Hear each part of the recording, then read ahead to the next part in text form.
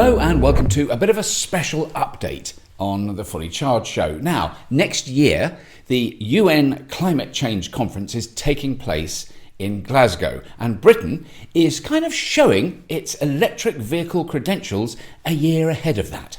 Now, we're excited to confirm that the UK government is phasing out the sales of new combustion engine vehicles in 2030 and new plug-in hybrid vehicles from 2035. Now, this is a significant step forward, and regular viewers of Fully Charged can be forgiven for cheering to the rafters. Woohoo! But if you're confused, uncertain, or even annoyed, let me explain for a couple of minutes to try and put your mind at rest. Now, if you love your combustion car, don't worry.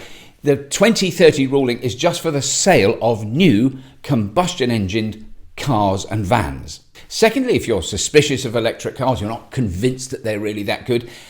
Speaking as someone who has driven literally every single commercially available electric vehicle that you can have on the roads of the United Kingdom, I think I can genuinely reassure you that the driving experience is as good, if not in many cases a lot better, when you drive an electric car over an old combustion vehicle. Thirdly, if you've heard some other things on the grapevine that have put you off buying an electric car, there are over 500 episodes of Fully Charged that you can go back and look at, where we've reviewed just about every single car that you could possibly think of buying and some others, to reassure you and to explain how the system works. For example, multiple studies show that pure battery electric cars are categorically cleaner than combustion vehicles, and the batteries can be recycled. Furthermore, numerous engineers who work for the National Grid, who run the National Grid, have stated numerous times in public that if we all adopt electric cars, the National Grid won't melt. We won't be turning out the lights. We won't have to build 150 new nuclear power stations.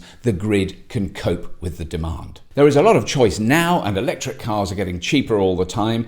And in the next 10 years, there's going to be a huge expansion in the number and the style and the type of cars available. And when it comes to overall cost of ownership, it is blatantly obvious that an electric car is cheaper to run and operate than a combustion car. If you want to know how to start your electric journey, about how you charge at home and on the road, we highly recommend Maddie Moat's Beginner's Guide on Fully Charged.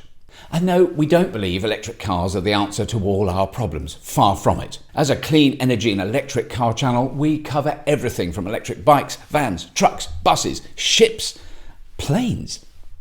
We advocate for fewer cars, smaller cars, shared cars, but all of them electric. So whenever you're ready, either today or in 2029, Fully Charged is here to help you. From our perspective, the phase out of the sale of combustion engine vehicles in 2030 is something to really celebrate. As in addition to reducing air pollution, abating global heating, electric cars are simply a superior technology. This decade is critical for tackling climate change, and this announcement should encourage other countries to make more ambitious commitments to cut emissions. It's been nearly 5 years since the Paris Agreement, and next November's COP26 conference in Glasgow is going to be pivotal. For more information on the UK government's announcements, please follow the link that's beneath this episode. And here's to a fully charged future.